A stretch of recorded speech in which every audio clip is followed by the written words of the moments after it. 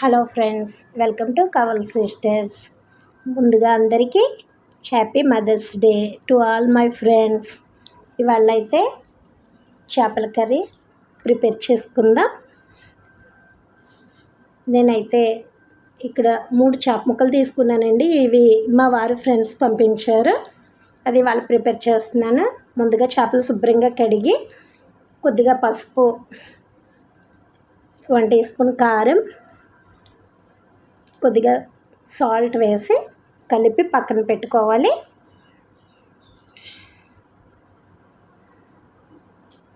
ఇలా కలిపి పక్కన పెట్టుకోవాలి.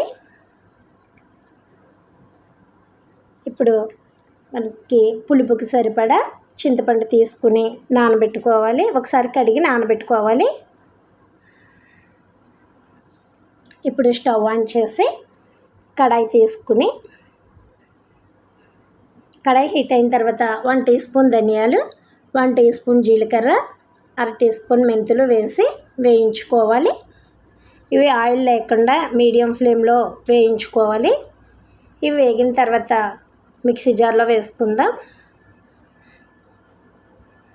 ఇవి చల్లారిన తర్వాత ఒక 10 నిమిషాల ముందు నానబెట్టుకున్న గసగసాలు వేసి పెయిన్ పౌడర్లా పేస్ట్లా చేసుకుందాం.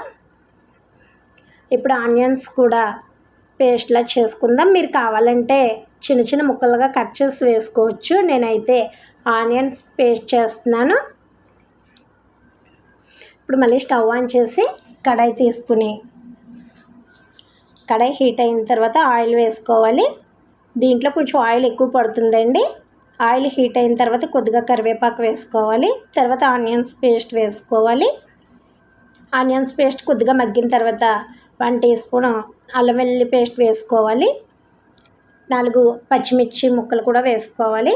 వేసి కలుపుకుని మగ్గనివ్వాలి.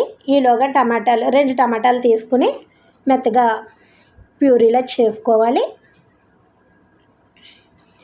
ఇవి ఆనియన్స్ మగ్గిన తర్వాత ఈ టమాటా పేస్ట్ని వేసుకోవాలి. టమాటా పేస్ట్ మొత్తం పచ్చివాసన పోయేంత వరకు మగ్గనివ్వాలి. ఇది వేగిన తర్వాత మనం పేస్ట్ చేసి పెట్టుకున్న ధనియాలు, జీలకర్ర పేస్ట్ని వేసుకోవాలి. ఇది కూడా కొంచెం వేగిన తర్వాత ఇందాక కారం వేసుకున్నాం కదా, మన రుచికి సరిపడా కారం, 1/4 టీ స్పూన్ పసుపు, కొద్దిగా ఉప్పు వేసుకుని ఒకసారి మొత్తం కలుపుకోవాలి. కారం మన క్వాలిటీకి తగ్గట్టు వేసుకోవాలి.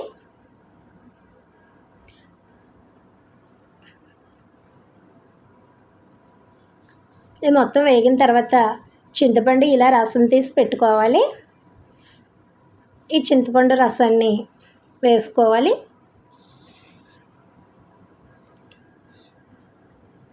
వేసి ఒకసారి మొత్తం కలుపుకుని మూత పెట్టుకోవాలి.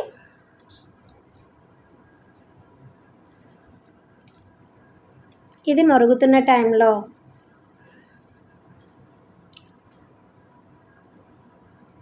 మనం కలిపి పెట్టుకున్న చేప ముక్కలు వేసుకోవాలి.